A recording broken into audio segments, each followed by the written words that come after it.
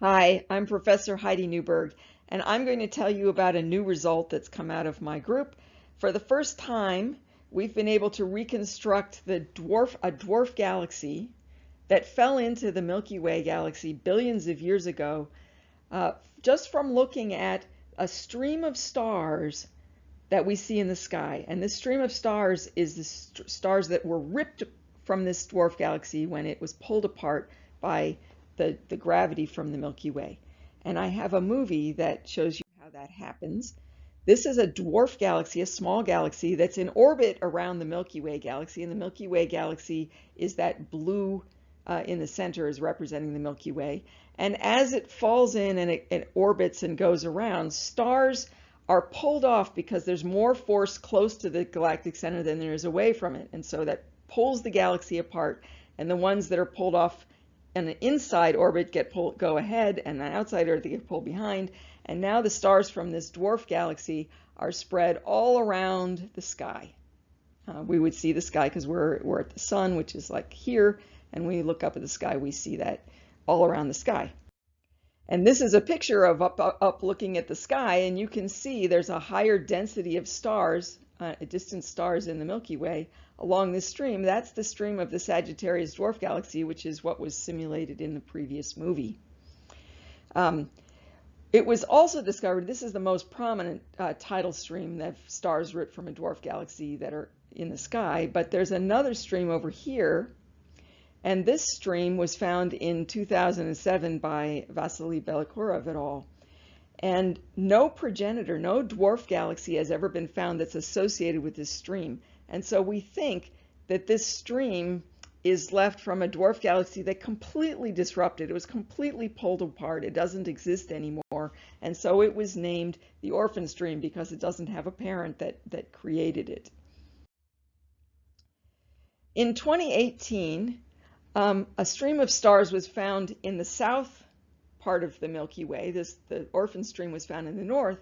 The Chenab stream was found in the south, and there's a very faint stream you can see in this dark energy survey data, and this shows you the line of where it's supposed to be in this image.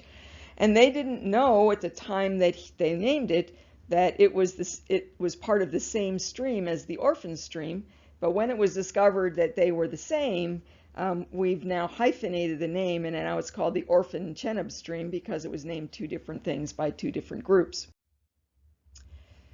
In 2010, I published a paper where we tried to figure out what orbit, where in the Milky Way did the progenitor galaxy that made the orphan stream, where did it go? How did it go around? And so this is how we did it.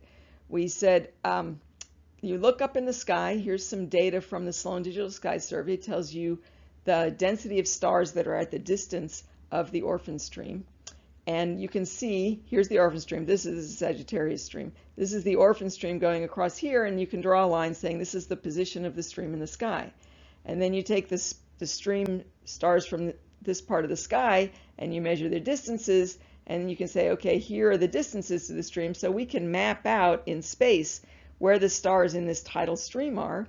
And in addition to that, we can figure out, as a function of the position along the stream, we can figure out the line of sight velocities because we can look at the Doppler shifts of the stars that are in the stream.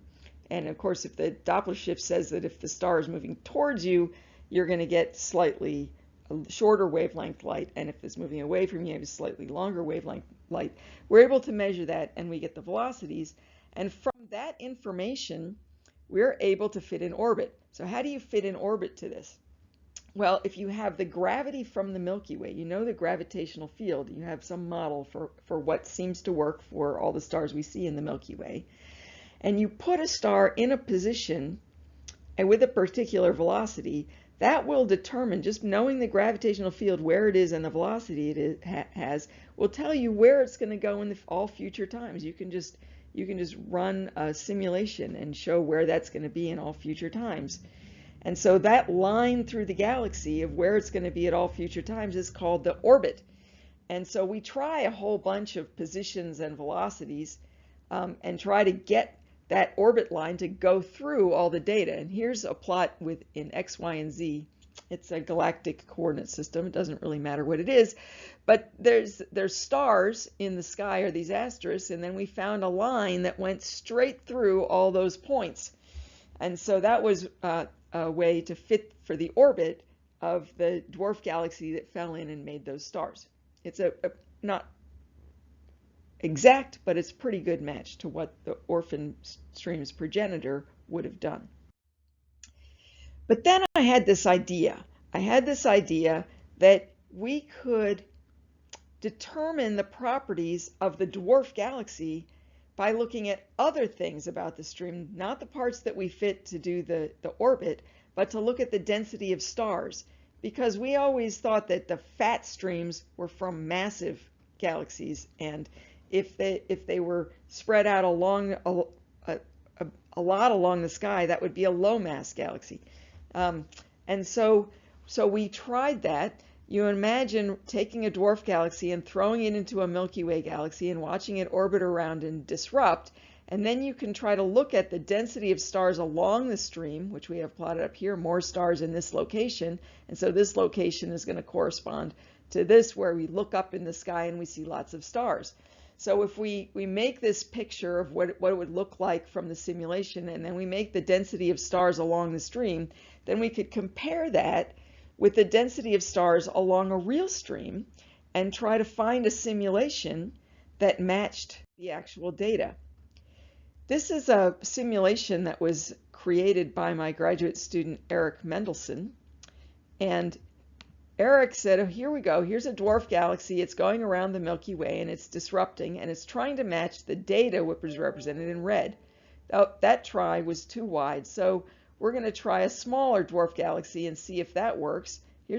No, that one turned out to be too narrow, and so we're going to try something maybe right in the middle, and after a lot of times of trying more and more and more and more times a galaxy, you can get this really great fit.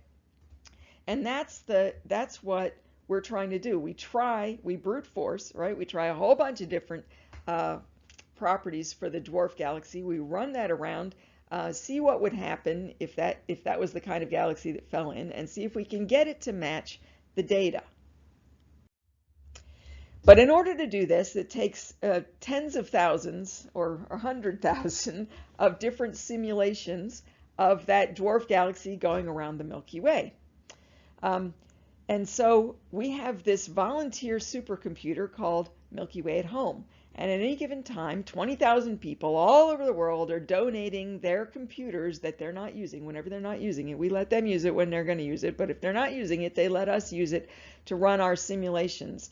And it might take it depends on the computer and it depends on the parameters, but it might take, say, 15 minutes to do each simulation, but you've got to do thousands, tens of thousands, many tens of thousands of these things in order to get one measurement of what the dwarf galaxy might look like. And we have people, this is a picture of showing where our volunteers are. You can see most of them are in Japan, the US, and Europe, but they're literally every atoll, everything that isn't even a country. There's somebody who's contributed their computer time to Milky Way at Home. It's just amazing to me how many people are willing to let us use their computer. So my graduate student Sid Shelton a few years ago tried to figure out if our idea that you can find out the properties of a dwarf galaxy from the tidal stream this creates is correct. And so what he did is he made a simulated dwarf galaxy, and the dwarf galaxy was made out of dark matter and stars. And that's what we think dwarf galaxies are made of. In fact, the Milky Way galaxy is made up of a whole bunch of stars and then even more dark matter, like maybe 85% of all the mass in the Milky Way is made out of dark matter. Now, dark matter is this weird thing because we feel its gravity. The stars are moving like there's some mass there that we can't see, but we can't see it and we don't know what it is. And for 30 years, people have been looking for this and trying to figure out what is this dark matter. But we think that's in a dwarf galaxy. We're trying to say, okay, we'll make a dwarf galaxy. It'll have dark matter and it'll have stars. And then we'll run a simulation and we'll see where in the sky the stars, which are the blue, and the dark matter turn up. And then we said, okay, we're going to figure out what we can measure. We can't measure the dark matter, but we can measure the stars. And so what we do is we say, okay, what is the density of stars along the stream? And we also discovered we have to know what is the density of stars across the stream as a function of position along the stream. That turned out to be an important piece of information we didn't know we needed originally. And we give just that information. We don't tell Milky Way at home. Don't tell it what dwarf galaxy simulation we started with. We just tell it where the stars are at the end of the simulation. We give that to Milky Way at home. Milky Way at home sends out to all our volunteers all over the world. They send out work units, and the work units are a bunch of parameters, and then each volunteer tells us how well those parameters fit the data, and where this end of a simulation was the data. And then Milky Way at home then figures out what the parameters of the dwarf galaxy were that we sent it. Even though we didn't tell it, it figures it out. And the results of this were really encouraging, because here I have a line which shows you all the different evolution times, all the different baryon, the star masses, all the different radii of the stars that we allowed Milky Way at home to choose between. And the big blue dots tells you what the right answer was, and the little red dots tell you what it got. And I think when I first showed this to my students, they were a little bit unhappy, because the dark matter, figuring out the mass of dark matter and the radius of dark matter in the dwarf galaxy, wasn't quite as good at fitting those as it was at getting the stars and the time that it fell in. And I was like, yippee, this is really close to the amount of dark matter. So it's off by a little bit, but we don't even know within orders of magnitude, within factors of 10, how much dark matter is in a dwarf galaxy to find out that it's close to 0.2. I mean, that's pretty fantastic. And so that was a big result from that endeavor. My current graduate student, Eric Mendelson, who is the person who made the movie earlier and who is the first author on the paper that is just coming out, he has tried to run this process now on real data. So instead of giving Milky Way at home simulated data, we give it real data of a real Orphan-Chenab stream in the sky, and have it try to figure out what the dwarf galaxy that made that stream originally looked like. And so here's the position of the stream in the sky in the red and blue here. And then we need to compare that with stars that are in what we call an off-field region, which is on one side and the other.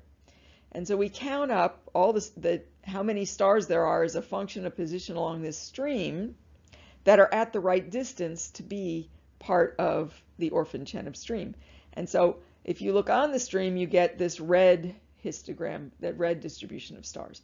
And if you look at the green and yellow, you get this green distribution of stars, and you subtract them from each other as the blue, and that's how many stars we think there are as a function of position along the stream in the Orphan-Chenab stream, in this part of the sky that we were able to measure. But I told you we also found we had to know the density of stars across the stream, and so we look at 9 different pieces of this stream, where just cut it up into 9 pieces, and then we calculate the density of stars across the stream, going like in this direction.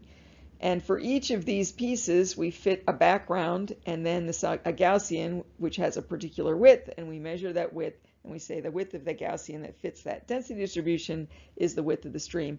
And then we give that information to Milky Way at home, and Milky Way at home ties again tens of thousands of different dwarf galaxy shapes, trying to reproduce the data that we gave it, and it got this result.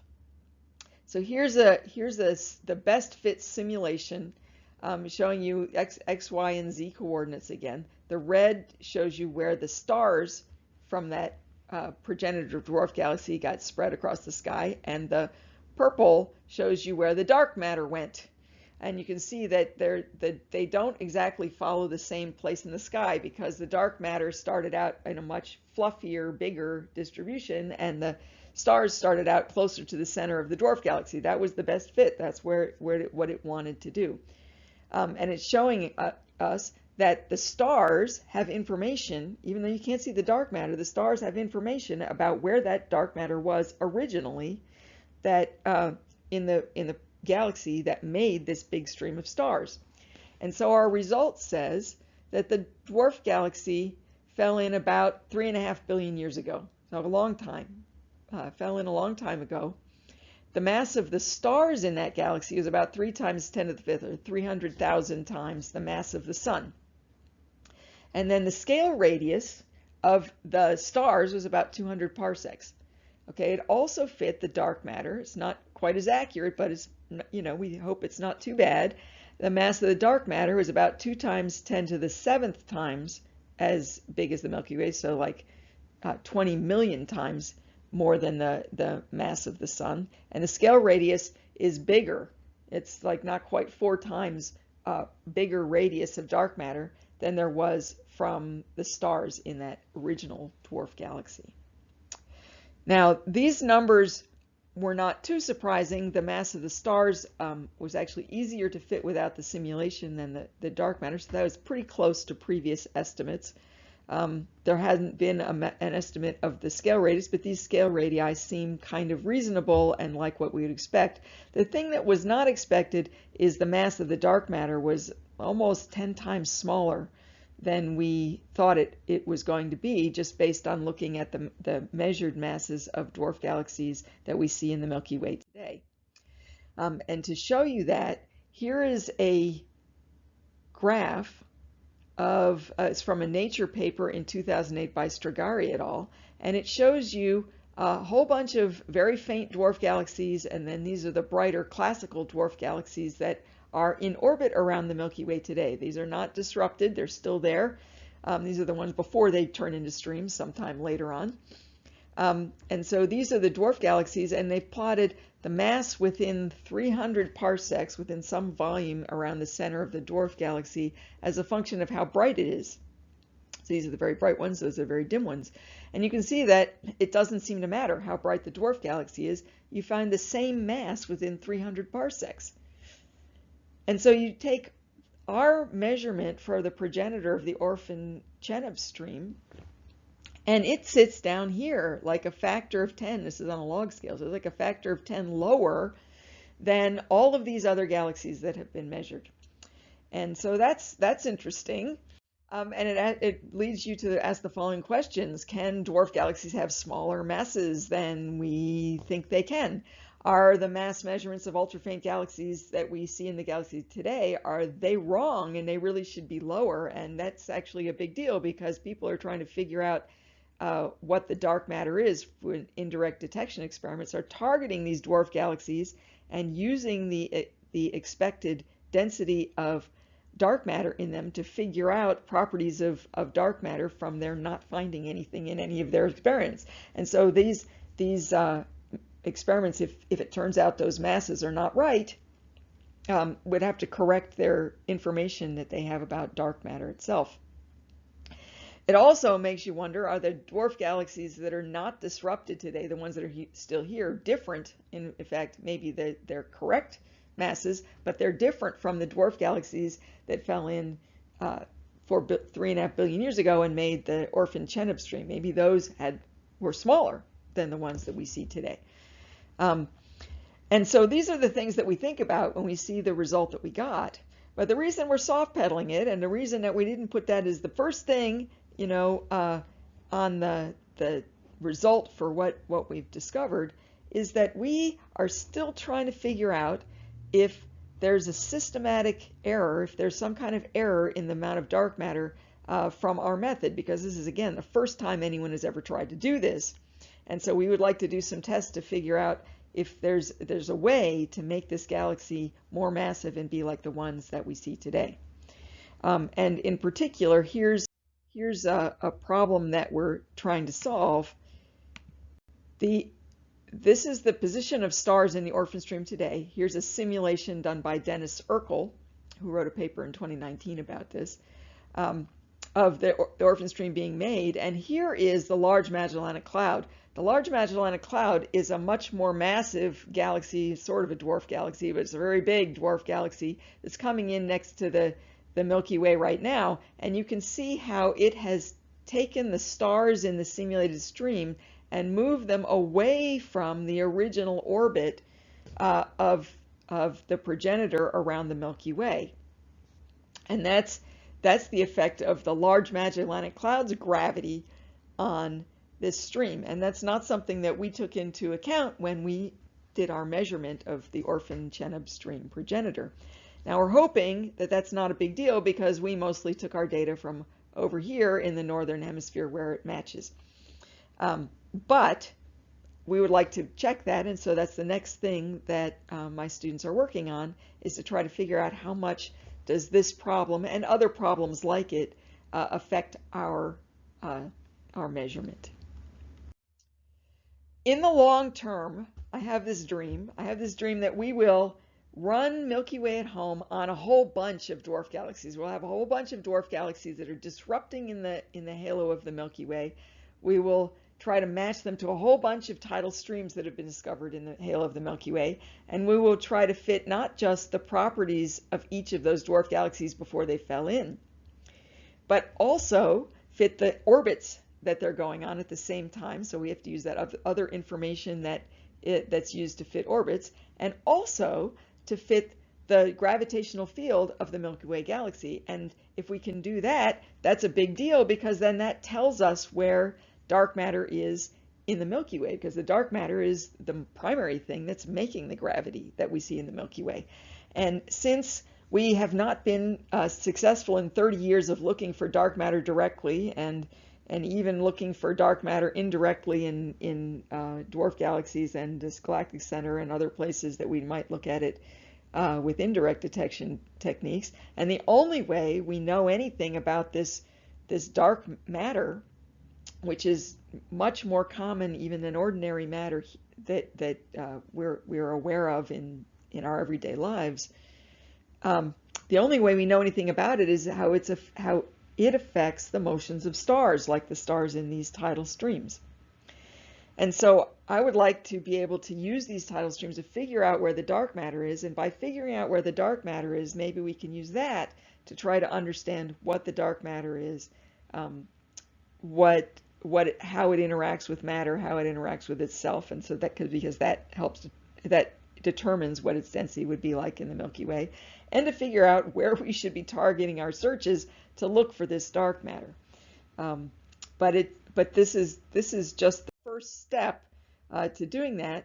We think that using multiple streams will work to find out something about the Milky Way gravitational potential, partially because there's a recent paper by Bonaccia and Haag from 2018, which looked at the question of how many streams do you have to use to measure where dark matter is in the Milky Way, and they thought that 11 streams would give you a 1% accuracy in figuring out what the Milky Way galaxy shape looks like.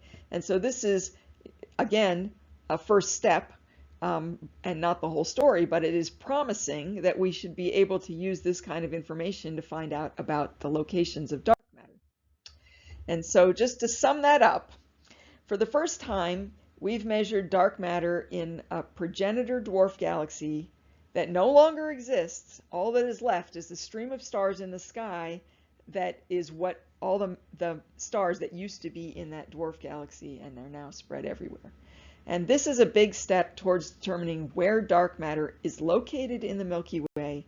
And we used an all-volunteer supercomputer called Milky Way at Home. And thank you so much to all of our volunteers who have made this possible. Thank you.